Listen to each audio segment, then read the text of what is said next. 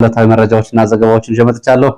መረጃና ዘገባዎችን እየተከታተላችሁ አብራችሁ እንድትቆዩ ነው በአክብሮት የምጋብዛችሁ። በዚህ ሰዓት አብራችሁን ከቆያችሁ የተለያዩ ዝርዝር የግንባር መረጃዎችን የማደርሳችሁና እየተከታተላችሁ አብራችሁ እንድትቆዩ ነው በአክብሮት የምጋብዛችሁ። እንግዲህ አዲስ ውጥረት እየመጣበት ያለውን የሰሜን ምዕራብ ኢትዮጵያን ጨምሮ ከውጭ እንዲሁም ደግሞ በአገር ውስጥ በተለያዩ አካባቢዎች ያሉ ዝርዝር የግንባር መረጃዎችን የማደርሳችሁ ይሆናል። በትላንትናው ዕለት ከባድ ውጊያ ሲደረግባቸው ከዋሉ አካባቢዎች መካከል በተለይ በምዕራብ ጎንደር ቀጠና ኢትዮጵያና ሱዳን በሚያዋስነው የመተማ አካባቢ በአራት አካባቢዎች በተለይ መሻህን ማዕከል አድርጎ የነበረውን ውጊያ በተመለከተ አዲስ ዝርዝር መረጃዎችን ይዣለሁ። እነሱም ወደ እናንተ የማደርስ ይሆናል። ሌሎችም እንደዚሁ በሸዋ በወሎ በተለያዩ አካባቢዎች ያሉ አፍላ ውጊያዎችን በተመለከተ አዳዲስ መረጃዎችን የምትሰሙ ይሆናል። በዚህ ሰዓት እየተከታተላችሁ አብራችሁ እንድትቆዩ ነው በአክብሮት የምጋብዛችሁ። ሐሳብ አስተያየት ቢኖራችሁ ጥቆማ ዜናችን@gmail.com ላይ ልታደርሱ ትችላላችሁ። እያደረሳችሁ ስለሆነ በእጅጉ ነው የማመሰግነው። ከጥቆማዎቻችሁ መካከል በአዲስ አበባ የቤት ለቤት ምዝገባ እየተደረገ ነው የሚል እንደዚሁ የቤተሰቦቻችሁን ዋቢ በማድረግ መልእክት የላካችሁልኝ አላችሁ። ከዚህ ጋር በተያያዘ ሁለት መረጃዎች ናቸው እየወጡ ያሉት። አንደኛው እንግዲህ ባለፈው እና አዳነች አቤቤ በአዲስ አበባ ውስጥ ከተለያዩ አካባቢዎች መጥተው በቤት ውስጥ የሚኖሩ የከተማ ተፈናቃይ በሚል ስም ዝርዝራቸው ይለይ በሚል አቅጣጫ መስጠታቸው ይታወቃል። ከዚህ ጋር በተያያዘ የቤት ለቤት ምዝገባ እየተደረገ ነው የሚገኘው። አንዳንዶቹ እንግዲህ ይህንን በተመለከተ አንዳንድ አገልግሎቶችን እንደ ስኳርና ሌሎችን መንግስት አገልግሎት ለማቅረብ አስቦ ነው የሚሉ መረጃዎች እየወጡ እንደሆነ ቢያሳዩም መሰረታዊ ሀሳቡ ግን በአዲስ አበባ ከተለያዩ ክልሎች ተፈናቅሎ በአዲስ አበባ ውስጥ የሚኖሩ ሰዎች ተደርበው የሚኖሩ ቤት ተከራይተው የሚኖሩ ተፈናቃዮች እንግዲህ ባሉ ጦርነቶች ከአማራ ከትግራይ ከተለያዩ አካባቢዎች ተፈናቅለው አዲስ አበባ ውስጥ ያሉ ሰዎች በዲሞግራፊው ላይ እንደዚሁም ደግሞ በተለያዩ የፖለቲካ እንቅስቃሴዎቻችን ላይ ያለውን ሁኔታ መከታተል አለብን በሚልና ምርጫ ከመድረሱ ቀደም ብሎ ጉዳዩን ለመከታተል የሚደረግ ጉዳይ እንደሆነ መረጃዎች ይጠቁማሉ።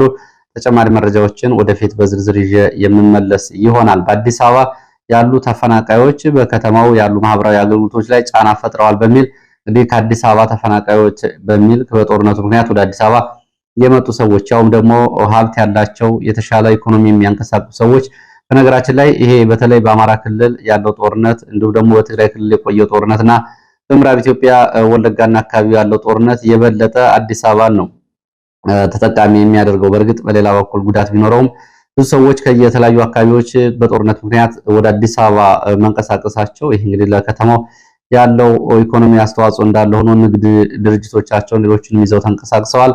አንጻሩ ደግሞ ወደ አዲስ አበባ ከተለያዩ አካባቢዎች የሚገቡ ሸቀጣሸቀጦች እንዲሁም ደግሞ የእርሻ ምርቶች ያለው ጫና ደግሞ እንዳለ ሆኖ ግን አዲስ አበባ ውስጥ ከተለያዩ ክልሎች የመጡ ተፈናቃዮችን እንለያለን የሚለው የአዳነች ትዕዛዝ እንግዲህ አሁን ቤት ለቤት ምዝገባ ማድረግ መጀመሩን የሚገልጹ መረጃዎች ናቸው ያሉት። ሌላው ከጥቆማዎቻችሁ መካከል ከባህር ዳር ዙሪያ የላካችሁልኝ ጥቆማ አለ። ያው መረጃም ሊሆን የሚችል ነው። በተለያዩ አካባቢዎች በአርሶ አደሮች ላይ እየተፈጸመ ያለውን በመንግስት ወታደሮች በአድማ ብተና በመከላከያና በሚሊሻ እየተፈጸመ ያለውን ኢሰብአዊ ድርጊትና የጦር ወንጀል የተመለከተ ነው። በተለያዩ አካባቢዎች ሰሞኑን ይህን መረጃ እንደዚሁ በተከታታይ ሲቀርብ ነበረ። ባህር ዳር አቅራቢያ ሜጫ ወረዳ ከ200 በላይ ገበሬዎች ድብደባ ተፈጽሞባቸዋል። የሚሊሻ አድማ ብተናና የመከላከያ አባላት ወደ በርታ ቀበሌ ከአዴት ተንቀሳቅሶ ከገባ በኋላ ነው የበርታ ቀበሌ አርሶ አደሮች ከፍተኛ ድብደባ የተፈጸመባቸው። መሳሪያ አምጡ እያለ ነው እንግዲህ አድማ ብተናው ሚሊሻውና መከላከያው ድብደባና ስቃይ እየፈጸመባቸው የለንም መሳሪያ ቢሉም በአፈሙዝ አፋቸው ውስጥ በማስገባት በሴቶች ላይ እንደዚሁ የተለያዩ ጫናዎችን በማድረግ ማሰቃየት በመፈጸም መሳሪያ ተደብቃቸዋል በሚል የተለያዩ ድብደባዎችን እንዲሁም ደግሞ የአካል ጉዳቶችን አድርሰዋል። ገበሬዎቹ ዓመቱን ሙሉ የደከሙበትን አዝመራቸውን በዚህ ወቅት መሰብሰብ አልቻሉም። አንዳንዶቹ በዚህ ስጋት ምክንያት ቤታቸውና አካባቢያቸውን ለቀው ጠፍተዋል። አንዳንዶቹ ደግሞ ድብደባ ተፈጽሞባቸው እንደዚሁ በሕክምና ላይ ይገኛሉ። ይሄን የመንግስት ወታደሮች እያደረሱት ያለው መጠነ ሰፊ ጭፍጨፋ፣ ግፍና ሰቆቃ ነው። ሰሞኑንም በፈላ ውሃ ሴቶችን በማቃጠል ጭምር የተደበቀ መሳሪያ አምጡ በሚል በደቡብ ጎንደር ብናት ያደርጉት የነበረውን አሰቃቂ ድርጊት በተመለከተ መረጃ መውጣቱ ይታወቃል። ሌላው መሰረታዊ ምናልባት የፖሊሲ አውጪዎች የኢትዮጵያን ፖለቲካ የሚከታተሉ ሰዎች በውል ሊከታተሉት የሚገባ ጉዳይ ነው። በኢትዮጵያ አንዳንድ ዩኒቨርሲቲዎች ወደ ቱርክ የሚሰጥ ስኮላርሺፕን በተመለከተና በተለይ ሃይማኖታዊ ተልዕኮ ይዞ መመለስን በተመለከተ በኢትዮጵያ ውስጥ እያጎነቆሉ ወይም ደግሞ እየበቀሉ ያሉ እንቅስቃሴዎች አሉ። በኢትዮጵያ ለአዲስ የሃይማኖት ፖለቲካ 16ኛው ክፍለ ዘመን የኦቶማን ቱርክ ኢምፓየርን የግራኝ አህመድ የነበረውን ከኢትዮጵያ የደገኛ ክርስቲያን መንግስታት ጋር የነበረውንና ነገስታት ጋር የነበረውን ውጊያ ከ500 ዓመት በኋላ እንደ አንድ የታሪክ ጥፋት ይዞ በመምጣት ቱርክ እንደገና በቀይ ባህር፣ በአፍሪካ ቀንድ፣ በምስራቅ አፍሪካ ለምታደርገው የጂኦፖለቲካ ንቅናቄ ቁጥጥርና መስፋፋት ጋር አንዳንድ ኢትዮጵያውያን ወጣቶች ያላቸው የግንኙነት በትምህርት ሰበብ ወደ ሃይማኖታዊ ጉዞና ከዚህ ጋር በተያያዘ ቱርክ ለትምህርት ደርሰው ወደ ኢትዮጵያ ዩኒቨርሲቲዎች ሲመለሱ በየዩኒቨርሲቲዎች የሚታዩ አዝማሚያዎችን በተመለከተ እንደዚሁ ጥቆማም ልካችሁልኛል።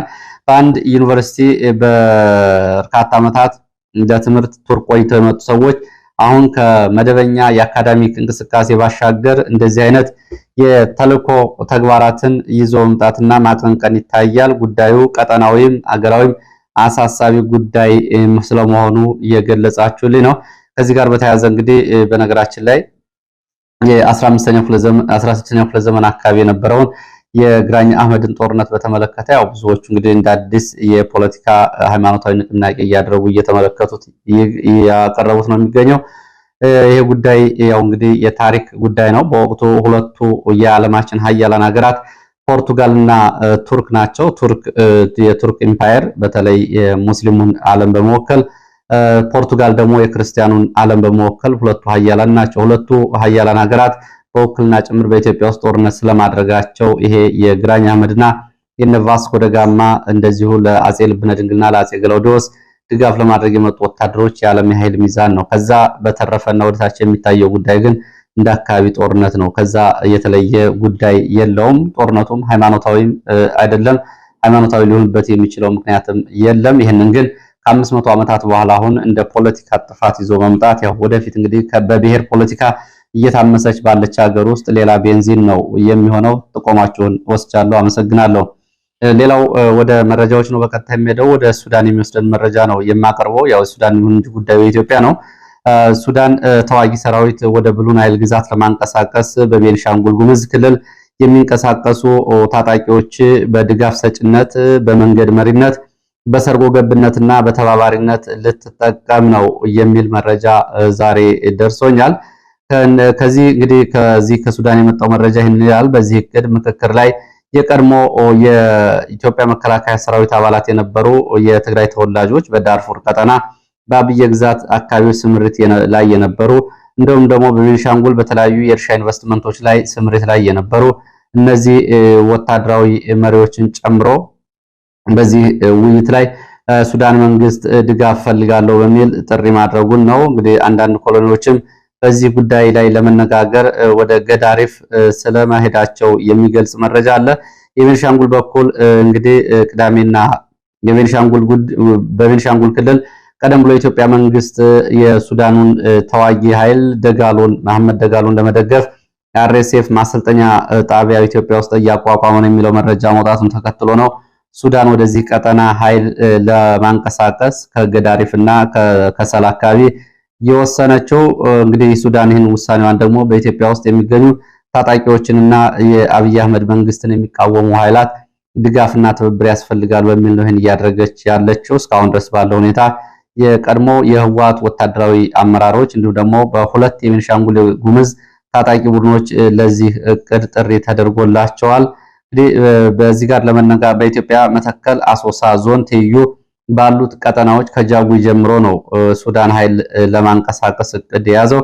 ቀደም ብሎ ሁለት ታጣቂ ቡድኖች ብሉ ናይል ግዛት ውስጥ በቤንሻንጉል ሊንቀሳቀሱ የነበሩ ሁለት ታጣቂዎች ብሉ ናይል ግዛት ውስጥ ስልጠና ይወስዱ ነበር። ከዛ በኋላ የተወሰኑት ከክልሉ መንግስትና ከፌደራል መንግስት ጋር በመነጋገር እንደዚሁ ትጥቅ ፈተው የነበረ ቢሆንም አሁን የሱዳንን ጥሪ ተከትሎ እንግዲህ ከያሉበት መሰባሰብ ሊጀምሩ ይችላሉ የሚል መረጃ ነው ያለው። ወደፊት ዝርዝር መረጃዎች በተከታታይ የሚወጡበት ይሆናል። ከዚሁ ጋር በተያያዘ እንግዲህ ግብፅም ሁለት አይነት አቋሞችን በአባይ ጉዳይ ላይ ይፋ አድርጋለች። ባለፈው ቅዳሜ ከአንድ የግል ቴሌቪዥን ሾው ጋር ቆይታ ያደረጉት የግብፁ ውጭ ጉዳይ ሚኒስትር ዶክተር አብድላቲ በሁለት መንገድ አባይ ጋር በተያያዘ ግብፅ ጥቅሟን ለማስከበር እንደምትንቀሳቀስ አሳውቀዋል።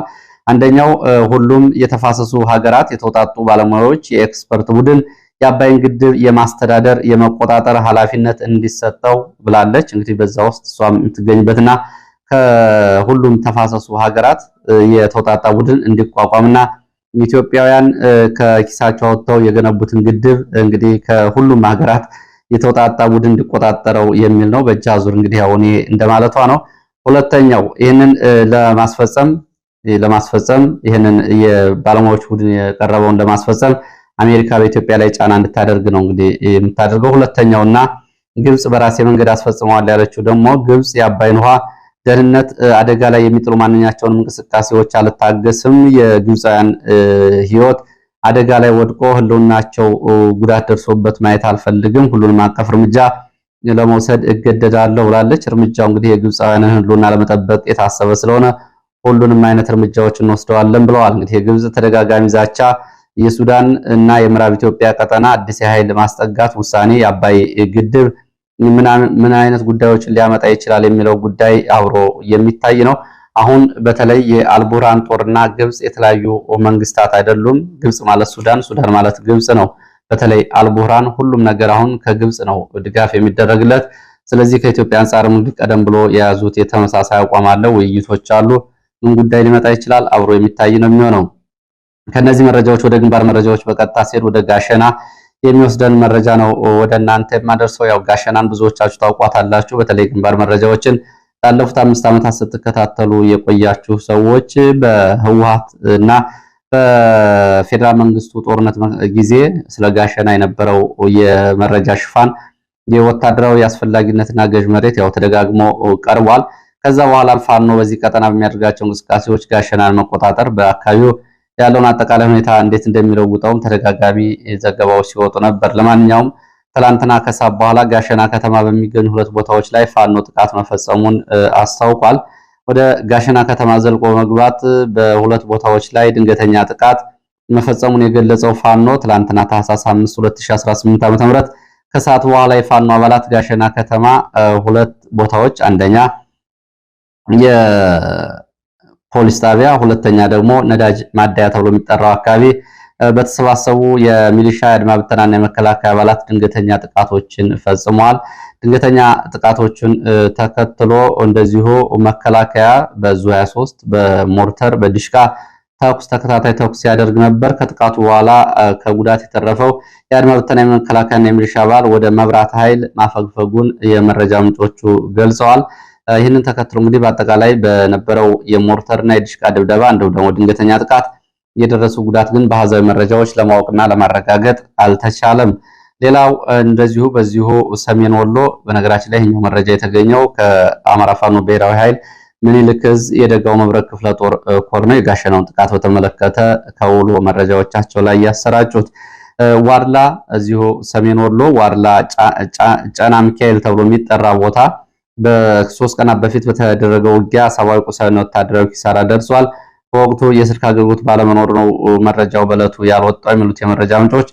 ከዋድላ ኮን ከተማ እና ጋሸና ወደ ጭና የተንቀሳቀሰ የመንግስት ኃይል በተለይ የአድማ ብተናና የሚሊሻ አባል ላይ ጉዳት ደርሷል። በዚህም ከ30 በላይ ሞትና ቁስለኛ ሆነዋል። በፋኖ በኩል 2 ሞት 2 ቀላል የጉዳት እንዳለ የገለጹት የዓይን እማኞች ውጊያው ለግማሽ ቀን እየቀጠለ እንደነበር ገልጸዋል። ከዛ በኋላ ቁስለኞቹን ይዞ የአድማ ብተናና ሚሊሻ አካባቢውን ለቆ ሲወጣ መከላከያ ሽፋን ለማድረግ ወደ አካባቢው ገብቶ ነበር ነው የሚሉት። ወደ ትላንትና ውጊያ ሲደረግባቸው ከዋሉ አካባቢዎች መካከል የደቡብ ጎንደር እስቴ ደራና አካባቢው ይገኙበታል። በእነዚህ አካባቢ ተጨማሪ መረጃዎችን ወደ እናንተ ላድርስ። በደራ ወረዳ አርብ ገበያ በተደረገ ውጊያ ሞትና ቁስለኛ የሆኑ የአድማ ብተና የመከላከያና የሚሊሻ አባላት የቀብር ስነ ስርዓት ዛሬ ሚካኤል ተብሎ የሚጠራው አካባቢ ስለመፈጸሙ ገልጸዋል። በፋኖ በኩልም ለዚሁ 2 የሞት ጉዳት እንደደረሰ አርብ ገበያ አንበሳሜ ከተማ የነበረውን ድንገተኛ ጥቃት ተከትሎ የብልጽግና ባለስልጣናት እንዴት በዚህ ደረጃ ጥቃት ይደርስብናል በሚል ከፍተኛ ድንጋጤ ውስጥ መግባታቸውንና በተለይ አንበሳሜ ከተማ የሚሊሻ አባላት በፋኖ ተይዘው መወሰዳቸው በብልጽግና ባለስልጣናት ላይ ድንጋጤ ፈጥሯል። እንደ መረጃ ምንጮቹ እንዴት እንደዚህ አይነት አደጋ ውስጥ እንገባለን?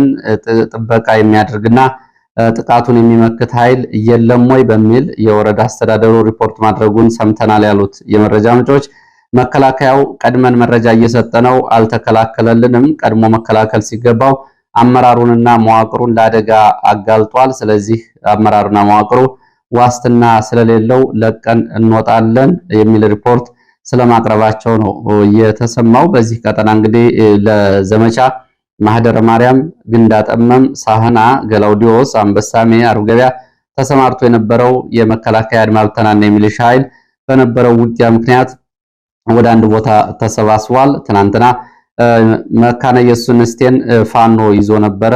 በኋላ ከሰዓት በኋላ ለቆ ወጥቷል።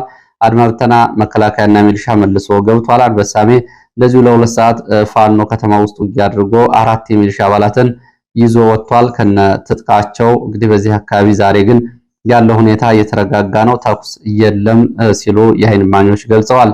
ወደ መተማ ትላንትና እንግዲህ ብርቱ ውጊያዎች ከተደረጉባቸው አካባቢዎች አንዱ መተማ ነው። ወደ መተማ ስንሄድ መተማ መሻህ በነበረው ውጊያ የደረሰውን ወታደራዊና ቁሳዊ ሰብአዊ ኪሳራ በተመለከተ ዛሬ ወጡ መረጃዎች የሚከተለውን ያሳያሉ። ዛሬ ውጊያው ቆሟል። የደረሰው ጉዳት ከፍተኛ ነው። ተራራዎች ሙሉ አስከሬን እንደተሸፈኑ ናቸው። ብዙ ጉዳት እየደረሰው በሚሊሻ ሰላም አስከባሪ መከላከያ እና የፖሊስ አባላት ነው። አድማ ብተና በመቶዎች የሚቆጠሩ ሙትና ቁስለኛ ሆነዋል። ሞገሴ ተብሎ ከሚጠራው አቅጣጫ ከአሻሚት እንዲሁም ደግሞ ላስታ ተብሎ ከሚጠራው አቅጣጫ ወደ መሻህ በነበሩ ግንባሮች ከፍተኛ ጉዳት ደርሷል። ከዚህ ጋር በተያያዘ እንግዲህ ትናንት ተጨማሪ ሚሊሻና አድማ ብተና መከላከያ ዛሬ ሌሊቱን ወደ ከተማው ገብቷል። ውጊያው እጅ በእጅና በጨበጣ ነበረ። በተከታታይ ቦምብ ጥቃቶች ጭምር ደርሰዋል። ትናንትና ማርኮ የነበረውን ድሽቃ መልሶ ለመያዝ መከላከያ ከ7 ጊዜ በላይ የእጅ ቦምቦችንም ጭምር በመወርወር ውጊያ ሲደረግ ነው ያመሸው። ብሬን፣ ስናይፐር፣ ክላሽንኮፍን በተመለከተ በመቶዎች የሚቆጠር እንደሆነ ሙትና ቁስለኛ ተመሳሳይ በመቶዎች የሚቆጠር እንደሆነ መረጃዎች ይገልጻሉ። በተለይ ቢቢኮ፣ ወዲ ገምዞ፣ ወዲ አንበሶና መሻሃ ተብሎ የሚጠሩት አካባቢዎች በአራት ቦታዎች በነበረው ውጊያ እንግዲህ 4 ድሽቃ 4 ብሬን ይቅርታ 1 ድሽቃ 4 ብሬን በፋኖች መግባቱና በተለይ በመከላከያ በኩል 504ኛ ኮር 3ኛ ክፍለ ጦር 86ኛ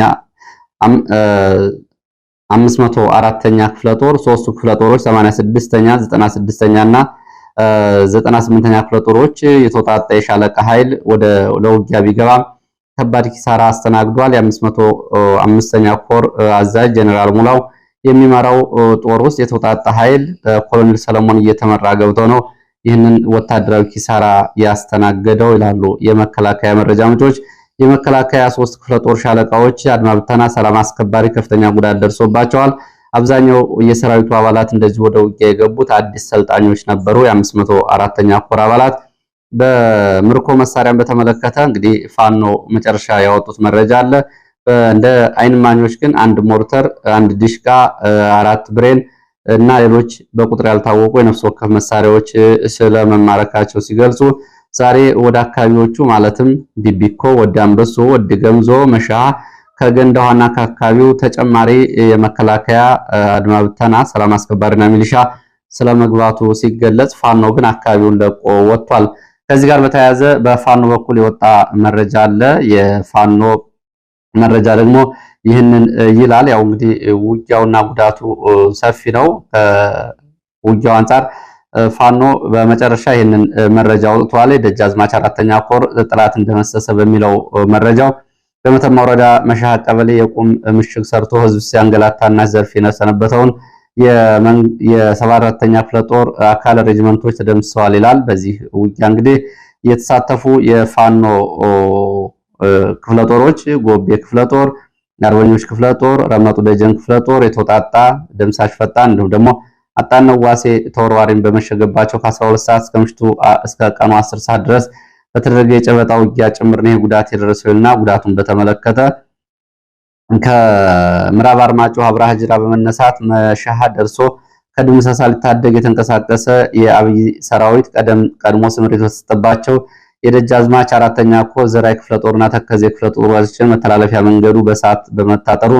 በማረጋገጥ መሻሃ ለተከበበው ጠላት ሊደርስለት አልቻለም። ሁሉም መንገዶች የገሞራ ባህር ተደርገዋል እና በቀበሮ ጉድጓድ ተወሽቆ የሰው ኃይሉና መሳሪያ ክምችት ተጠቅሞ እጅግ ከፍተኛ ቋሚ መከላከል ሲሞክር ቢውልም ልማደኞቹ ክላሽ ስናይፐር ግንባር እየነደሉ በጨበጣ በቦምብ እያቃጠሉ በሳንጃ እየተረተሩ የተማመነበትን ምሽግ በመስበር ወርቅ ቀለም የሚከተብ እጅግ አኩሪ ድል ጽፈዋል ይልና ምርኮችን በተመለከተ አዛዊ መረጃዎች እንግዲህ ያው ይሄ ከፋኖ የተገኘ ነው።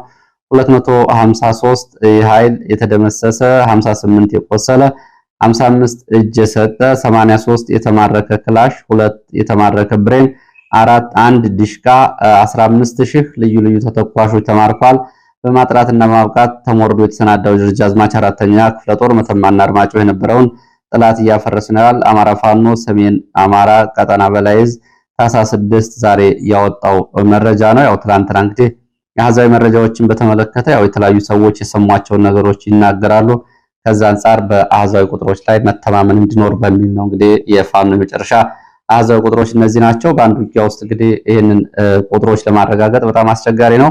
በፋኖ በኩልም እንደዚሁ እንግዲህ 5 የሞት ጉዳት ደርሷል። ሌላም እንደዚሁ ከባድና ቀላል የአካል ጉዳት ደርሷል። ያው ጦርነት ስለሆነ ይሄም ወጥቷል። ወደ ሸዋ የሚወስደን መረጃ አስከትላለሁ። ሸዋ ደብረሲናና ጣርማበር በመነሳት ከሁለት አቅጣጫ በሌሊት ወደ መዘዞ የወጣ የመከላከያ የአድማ ብተናና የሚሊሻ ኃይል በፋኖ ድንገተኛ ጥቃት ተፈጽሞበታል። ዛሬ ከሌሊቱ 10 ሰዓት ከሁለቱ ከተሞች ማለትም ከጣርማበርና ከደብረሲና ወደ መዘዞ የተንቀሳቀሰው 104ኛ አየር ወለድ ኮማንዶ ከመከላከያ አድማ ብተናና ሚሊሻ በልበላ ገብርኤል ተብሎ በሚጠራ ቦታ በተፈጸመ ድንገተኛ ጥቃት ወታደራዊ ኪሳራ አስተናግዷል። ከደፈጣ ጥቃቱ ጋር በተያያዘ እንደዚሁ የደረሰው ጉዳት አልታወቀም። ይህንን ተከትሎ በአካባቢው ውጊያ ተቀስቅሷል። ውጊያው እስካሁን ድረስ እየተደረገ ነው። ከጣርማበር ተጨማሪ አየር ወለድ ኮማንዶ ሁለተኛ ዙር ወደ መዘዞ ተንቀሳቅሷል። በሌላ አቅጣጫ ከሞላሌ ወደ መዘዞ የተንቀሳቀሰው መለያ እና ባሽ ተብሎ በሚጠሩ ሁለት ቦታዎችም ውጊያ እየተደረገ ነው። እንግዲህ ከሞላሌና ከጣርማበር ከደብረሲና ከሁለት አቅጣጫዎች የተንቀሳቀሰው ኃይል ጋር በተለያዩ ቦታዎች ውጊያ እየተደረገ ነው። በመዘዞ በሁለቱም ግንባሮች እስካሁን በተደረገው ውጊያና የደፈጣ ጥቃት የደረሰ ጉዳት በዝርዝር አልታወቀም። በፋኖም በኩል ሆነ በመከላከያ ሸዋ ሌላው እንግዲህ ሚዳ ወረዳ ከግዳጅ እና ስምሪት ቀጠና በመውጣት የሚሊሻ አባላት ወደ ፋኖ መቀላቀላቸው ተሰምቷል። ሌላው መረጃ ወደ ትግራይ የሚወስደን ነው። ህወሓት የኮማንዶ ኃይል በትላንትናው ዕለት አስመርቋል። አዲግራት ከተማ ወጣ ብሎ በቀድሞ የመከላከያ የሰሜን ዕዝ ካምፕ ለወራት ስልጠና የወሰዱ የኮማንዶ አባላት ናቸው ትላንትና የተመረቁት። በዚህ ምርቃት ስነ ስርዓት ላይ የህወሓት ወታደራዊና የፖለቲካ አመራሮች ተገኝተዋል። በዚህ ላይ እንግዲህ መልእክቶችንም አስተላልፈዋል። መልእክቶቻቸው ያው የሉዓላዊነታችን ለማስከበር አሁንም ዝግጁ ነን የሚል መልእክት ያለው ነው። ስልጠና የወሰዱት ባለፈው አዲግራት ከተማ አደባባይ ወጥተው መንገድ ዘግተው የነበሩ የአርሚ 15 አባላት መሆናቸውን መረጃዎቹ ጠቁመዋል። ወደ ምዕራብ ወሎ ወረኢሉ የሚወስደን መረጃ ላስከትል። በምዕራብ ወሎ ያው እንግዲህ በተደጋጋሚ ውጊያዎች ይደረጋሉ። ከነዚህ ቀጠናዎች አንዱ ወረኢሉ ነው። በወረኢሉ ክሬ በተባለ ቦታ በተደረገ ውጊያ ሰብአዊ፣ ቁሳዊ፣ ወታደራዊ ኪሳራ ደርሷል። ከወረኢሉ ከተማ በሌሊት ወጥቶ ድንገተኛ ጥቃት የከፈተው መከላከያ ከፋኖ በተሰጠ ያጸፋ ምላሽ ከ14 በላይ እንደዚሁ ሞት 6 ቁስለኛ ደርሶበታል ሲሉ የፋኖ የመረጃ ምንጮች ገልጸዋል። ቁስለኛ የሆነበት መከላከያ ቦታውን ለቆ ወደ ወረኢሉ ወጥቷል። ከዛ ቀደም ብለው በጃማ ወረኢሉና ግሸራቤልን በሚያዋስኑ አካባቢዎችና ወደ ለገሂዳ ወደ ገደራ ባሉ ቀጠናዎች ተከታታይ ውጊያዎች ተደርገዋል። ለምሳሌ ዝግባ፣ አቦልድ፣ ዘርቃሚ፣ ሽላፋፍ፣ ቀይ አፈር ተብሎ በሚጠሩት አካባቢዎች ተደጋጋሚ ውጊያዎች መደረጋቸውና የ801ኛ ኮር የመከላከያ ኃይል የተለያዩ ሻለቃዎች በዚህ ቀጠና ስምሪት በማድረግ ነው ውጊያ ያደረጉት። እንግዲህ ጃማ፣ ወረኢሉ፣ ግሸራቤል ቀጠናዎችን በኩታ ገጠም ጨርሶ ለመቆጣጠር በሚል ለ2 ሳምንታት በቀጠለ ዘመቻ ነው። እስካሁን ድረስ ግን በፋኖ አጸፋ ምላሽ እየተሰጠ መሆኑን የወጡ መረጃዎች ያሳያሉ። ለዚህ ሰዓት ከተለያዩ አካባቢዎች ያሰባሰብኳቸው መረጃዎች እነዚህን ይመስላሉ። ስለተከታተላችሁ እጅጉ አመሰግናለሁ። በሌላ ተመሳሳይ መርሃ ግብር እስከምንገናኝ